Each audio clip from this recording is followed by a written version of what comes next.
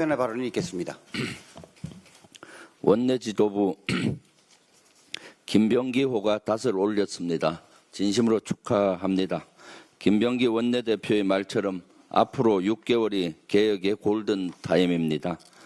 지난 주말 구성된 민주당 원내대표단은 이재명 대통령의 실용주의 국정철학과 다양한 민생입법을 주도적으로 추진해야 할 중대한 책무를 지니고 있습니다.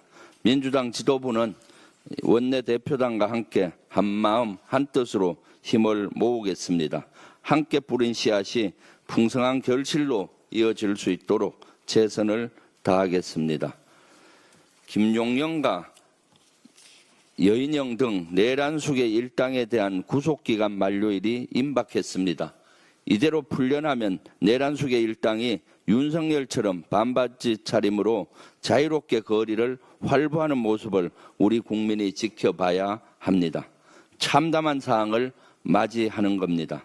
형사소송법상 형이 확정되지 않은 미결 수용자 신분의 피고인은 최장 6개월까지만 구속할 수 있습니다. 이 때문에 이들에 대한 석방은 어쩔 수 없는 측면도 있습니다.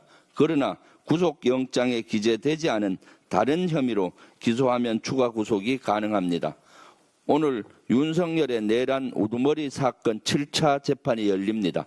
우리 국민은 내란숙의 일당이 자유롭게 거리를 활보하는 모습을 결코 원하지 않습니다.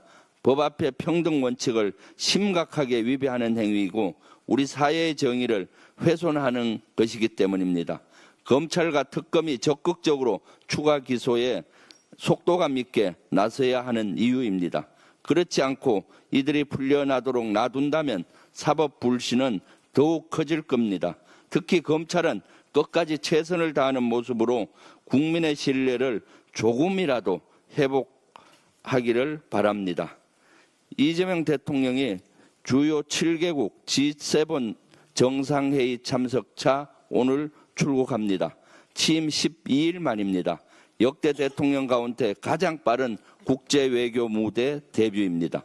특히 이번 G7 정상회담은 12.3 계엄 이후 민주주의 대한민국이 돌아왔다는 메시지와 한국의 정상외교가 복원됐다는 점을 국제사회에 알리는 중요한 출발점입니다. G7 회의를 계기로 한미, 한일 정상회담도 조율 중입니다. 일정은 물론 장소와 의제와 메시지 등 챙겨야 할 것들이 많습니다. 대통령실이 잘 준비하고 있지만 취임 12일 만에 진행되는 첫 외교 무대니까 국민 여러분께서 긍정적으로 지켜봐 주시면 고맙겠습니다.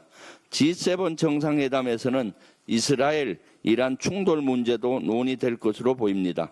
세계 평화와 글로벌 경제를 위협하는 심각한 문제이기 때문에 참가국 정상들이 공동성명을 발표할 가능성도 있습니다. 앞서 우리 대통령실과 외교부는 이스라엘과 이란을 비롯한 모든 당사자에게 자제를 요구하고 군사적 긴장에 반대하는 입장을 명확히 밝힌 바 있습니다. 민주당도 이 같은 입장에 적극 지지합니다.